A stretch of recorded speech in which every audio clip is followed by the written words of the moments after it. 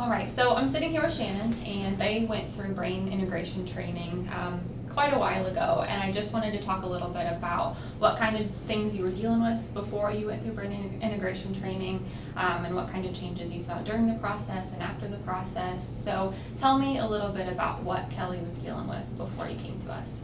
Yeah, so Kelly was diagnosed high-functioning autistic, and some of the traits that he had. I mean, eye contact was very little.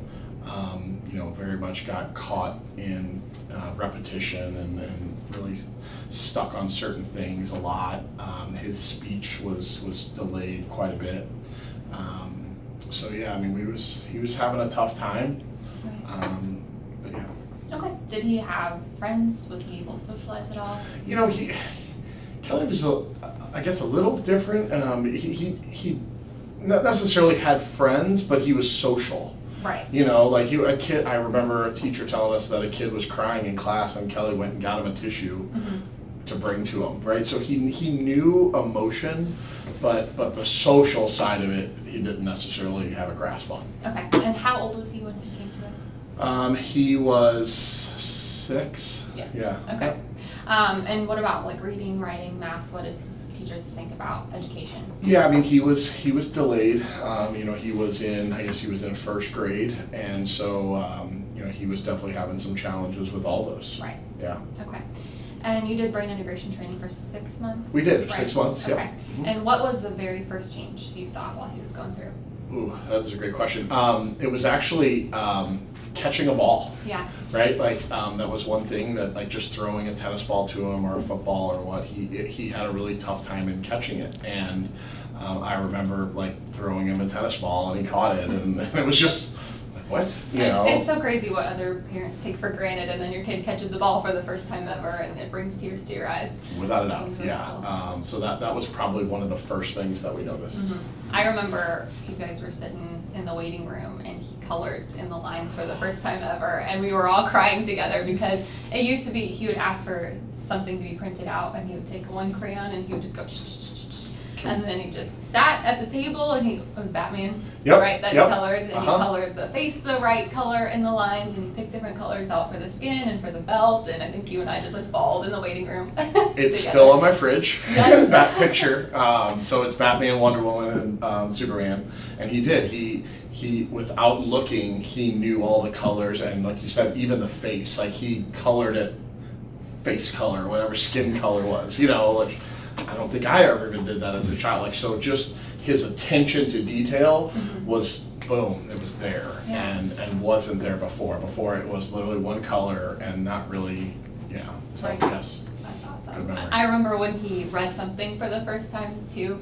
I think you guys were actually on your way to us, and he saw the sign for Jerry Kelly Heating and Air, and that is a different spelling than his name, but he still recognized that says Kelly, and my name is Kelly, and it was like the first time he'd ever read anything to anybody. So that was really cool too. No, he definitely, we went through a lot. Yeah, it was so many first pretty things amazing. in such a short amount of time. I think that was just like a couple months into the program. Agreed. Too. So what are the biggest changes you see in Kelly now that you guys are done? I mean, his eye contact now and how he actually looks at you and looks at others when he's having conversation is tremendous. His fine motor skills and being athletic even now, and catching balls and throwing balls and riding a bike, swimming, he's done all these things in a very short period of time.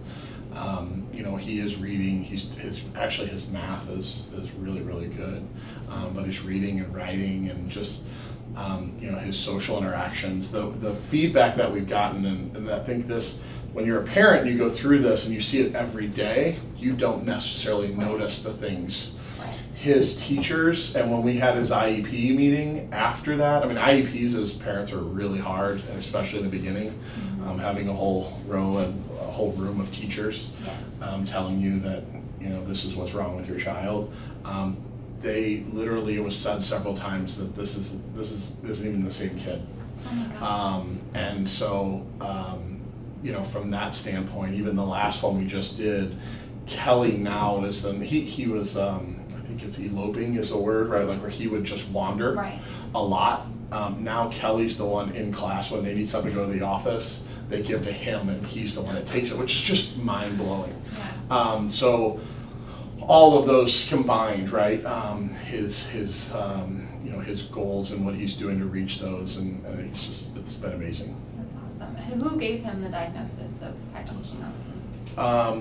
We went to 2 different doctors because it's kind of, it's a hard thing to accept as a parent, and I think his mom definitely had some challenge in accepting that, just because of some of the things he wasn't characteristic of being autistic, but it's okay.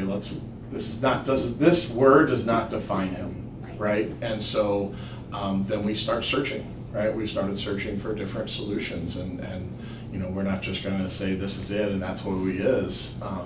What can we do to help him develop? What do you think this means in terms of his future and the future for you and his mom? What would you say is how do you see things differently for his next decade or two? I think again, it's hard to judge a kid in first grade, Sure. right? But I think there was times that we wondered if he will ever be able to be independent, right? And I think now there's no doubt that he will have that ability, and not only to be able to be independent, but to be successfully independent. With his development and the way he's now absorbing knowledge in school, I don't see any reason why he won't go to college someday. And I think at that time we're like, you just get real scared and just you're just kind of wondering, what can you do? Absolutely. Well, if you had any advice you could give to someone considering doing brain integration training, obviously the advice is to do it, but it's really hard, right? It takes a lot of work. The nutrition's not very much fun. The exercises, you don't want to do them every day. So if you could give someone a piece of advice starting in this process, what would it be?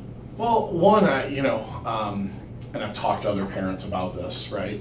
Every kid is different, right? But I think not just accepting what is out there today, that the schools teach everything and are the one all be all, right? There are other things, and with what's going on and within the brain and within the eyes, right? Like it was really the first thing that made sense to us was, well, okay, we actually through testing found out that he was right brain weak, mm-hmm. right? And so, okay, well, if we want to strengthen the right side of the brain, right, well, then we have to test and push the left side of the body, right? Like, and through those things, like that was the first thing that made sense. Mm-hmm. So, one, be open-minded.